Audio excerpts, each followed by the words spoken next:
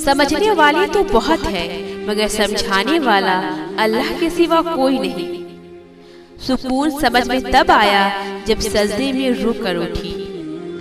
कुरान पढ़ते वक्त ऐसा लगता है जैसे अल्लाह दिलासी दे रहा हो, मैं हूं ना तुम्हारे साथ। जब अल्लाह ने कुछ तुम्हारे दिल में डाला है तो यकीन रखो नसीब में भी वही होगा।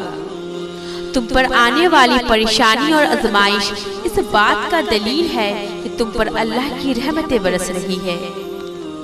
ये मुमकिन ही नहीं कि कोई मुझे गिरा दे, क्योंकि मुझे मुश्किलों से थामने वाला मेरा रब है। अल्लाह से मांग कर नहीं रोते, अल्लाह से रो कर मांगते हैं। खुदा का शुक्र है कि वो मुझे रोजाना मजबूत बनाता है। अल्लाह को बहुत पसंद है जब तुम लोगों से नहीं रब से मांगते हो। जो कुरान से मोहब्बत करते हैं अल्लाह उनसे मोहब्बत करती है। जिंदगी और हसीन चाहते हो तो नमाज के पाबंद हो जाओ। जब अल्लाह से मोहब्बत हो जाती है तो सारी शिकायतें खत्म हो जाती है। कामयाब जिंदगी के बस दो राज हैं, एक नमाज पढ़ना, दूसरा कुरान पाक की तिलावत करना। मोहब्बत करनी है तो उस खुदा से करो जिसके पास बेवफा जैसे अल्फाज ही नहीं। दर्द अल्लाह से बांट लो तो रूह को भी सुकून मिल जाती है। हालात कोई भी हो, शुक्र हमेशा शिकवे से बेहतर है। होता वही है जो अल्लाह चाहता है। लोगों की कोई औकात नहीं कि आपके कुछ बिगाड़ सके। अल्लाह ताला से दिल से मांगो, वो तो उनकी भी सुन लेता है जिनकी जुबान नहीं होती। टूट जाने के बाद जब मैं अल्लाह की तरफ पलटी, उसने तब भी मुझे थामने से इनकार नहीं किया। अल्लाह फरमाता है, मैं इतना करीब हूँ कि जब कोई मुझे पुकारता है तो मैं उसकी पुकार सुनता हूँ। दुनिया की सबसे खूबसूरत रिश्ता अल्लाह और उसके बंदे का होता है। मुसीबत में ही नहीं, खुशी में भी अल्लाह को याद किया करो। जो परिंदों को बिन मांगे रिज़्क देता है, वो कैसे तुम्हारी दुआ रद्द कर सकता है? कौन कहता है खुदा नजर नहीं आता? एक वो ही नजर आता है जब कोई नजर नहीं आता। उम्मीद इंसान से लगाकर शिकवे खुदा से करती हो, तुम भी कमाल करती हो। जो अल्लाह पर यकीन रखते हैं, अल्लाह उनके लिए वसीले बना देते हैं।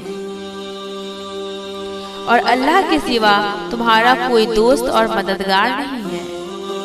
नमाज की पाबंदी ने मेरी हर बुरी आदत मिटा दी।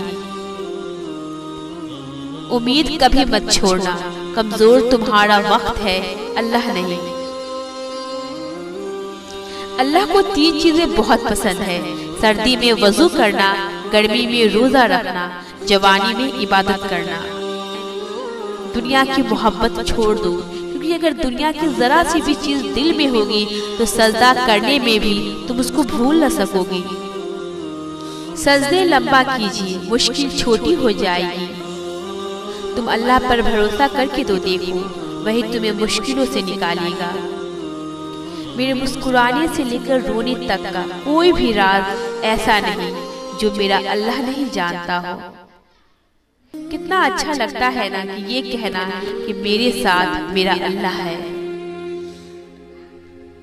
नमाज के लिए दुनिया छोड़ दो, लेकिन दुनिया के लिए कभी नमाज मत छोड़ना। अगर तुम ठोकर खाकर भी न गिरो तो समझ जाओ अल्लाह ने तुम्हें थाम लिया है। कुरान और नमाज अल्लाह के दिए हुए दुनिया में सबसे बेहतरीन तोहफे हैं। आखिरी सांस तक तौबा का दरवाजा खुला रहता है। अभी भी वक्त है, अल्लाह से तौबा कर लो। हम हमेशा कहते हैं कि अल्लाह ने हमें वो नहीं दिया, ये नहीं दिया, वो नहीं किया, ये नहीं किया, लेकिन हम ये क्यों नहीं सोचते उसने हमें जो दिया है क्या हम उसके भी काबिल हैं? वो जो करता है हमारे लिए क्या हम उसके लिए वो सब करते हैं? जब हम उससे गाफिल हो जाते हैं तो वो हमसे क्यों नहीं होता गाफिल? जब हम उसे छोड़ देते हैं तब वो हमें क्यों नहीं छोड़ता? जब हम उसके हुक्म की लाज नहीं रखते तो वो हमारे आंसुओं की लाज क्यों रखता है? हम ये सब सोचते ही कहाँ हैं? हम अपनी दुनियावी मोहब्बतों में खोकर उसकी मोहब्बत को खातिर में लाते ही कहाँ हैं? मगर फिर भी वो हमसे कभी मुंह नहीं मोड़ता, हमेशा हमारे लौट आने का इंतजार करता है। हमारी तड़पती हुई एक आह भी नहीं सुन सकता और हमें सब बता कर देता है। जितनी मोहब्बत हम उन इंसानों से करते हैं जो हमें रुसवा कर देती हैं, उतनी मोहब्बत अगर हम अल्लाह से करें तो कभी रुसवा ना हो। बस ये बात समझने में कभी कभार हम सारी उम्र लगा देते हैं।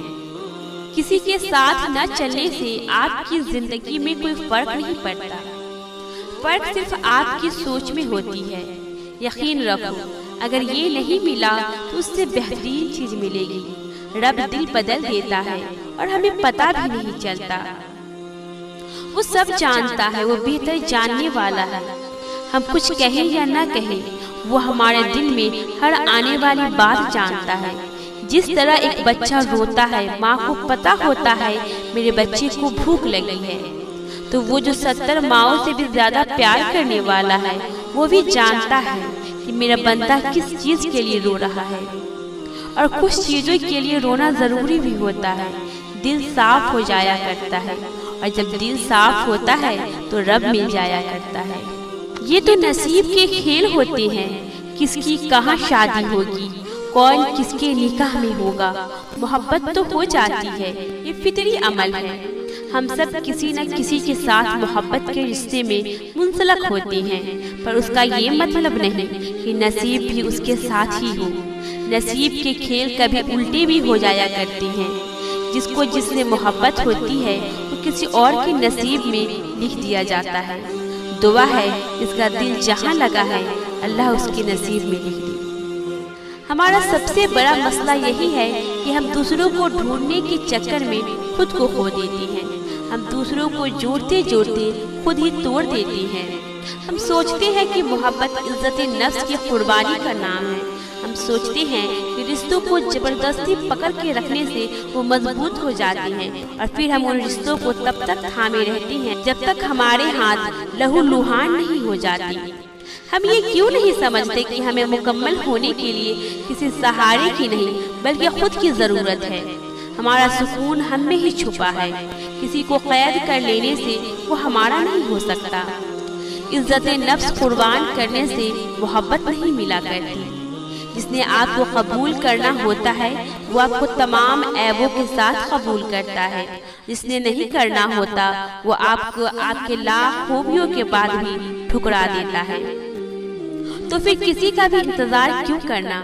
गुजरे वक्तों को भुलाकर आगे बढ़ो। खुद से मोहब्बत करना सीखो, खुद की कदर करना सीखो। हर खोई हुई चीज वापस मिल जाती है, मगर खुद को खोकर पाना बहुत मुश्किल होता है। जो दूसरों को देते हो खुद भी उससे महरूम ना रहो। किसी और से पहले तुम्हारा तुम पर हक है, और ये हक किसी और को कभी मत दो। रोशनी बिखेरते बिखेरते इतने खाली ना हो जाना कि फिर बाकी सिर्फ अंधेरा रह जाए। खुद के लिए लड़ो, तुम जैसे भी हो मुकम्मल हो और खुद के लिए काफी हो।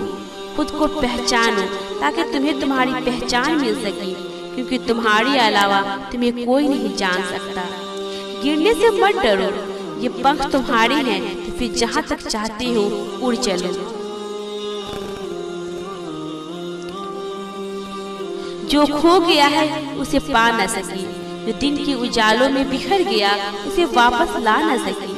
तो एक बात जान लो, जो खो जाए या छूट जाए उन्हें रात की तारीकी में मांगी हुई दुआएं वापस ला सकती है। तुम हाथ उठाकर उससे इल्तिजा तो करो, तुम सजदे में अपना दिल उसके सामने हल्का तो करो।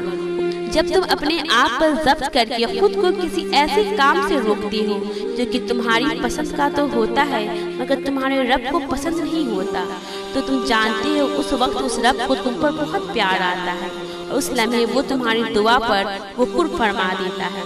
तुम आज उसकी रजा कबूल कर लो, फिर वो तुम्हें तुम्हारी रजा नसीब कर देगा। एक दिन तुम देखोगे तुम्हारी आंखें तश्कर के आंसुओं से भर जाएगी। तुम अपनी हर तकलीफ भूल जाओगे और अल्लाह की मौजों पर हैरान रह जाओगे। तुम्हारा सब्र का अजर बहुत हसीन होगा। तुम्हारा सब्र तुम्हारी ताकत है। बेशक अल्लाह सब्र करने वालों को अपने करीब रखता है। अल्लाह से ऐसे बात किया करो जैसे वो तुम्हारा सबसे अच्छा दोस्त है। उसको अपनी बातें ऐसे सुनाया करो जैसे वो तुम्हारे साथ बैठा है। परेशान हो तो उसको ऐसे बताया करो जैसे एक छोटा बच्चा परेशानी में सबसे पहले अपनी माँ के पास जाता है। जब तुम खुश होती हो तो चुपके से उसे अपनी खुशी में शामिल कर लिया करो। जब उससे दुआ मांगो तो किसी अनजान की तरह नहीं, बल्कि लाड से, जैसे तुम किसी रूठे को मनाती हो। ऐसा नहीं है कि वो लाइल्म है, वो बस तुमसे सुनना चाहता है, तुम्हारी तरफ देखना चाहता है, तुम्हारी जुबान से, तुम्हारे दिल से।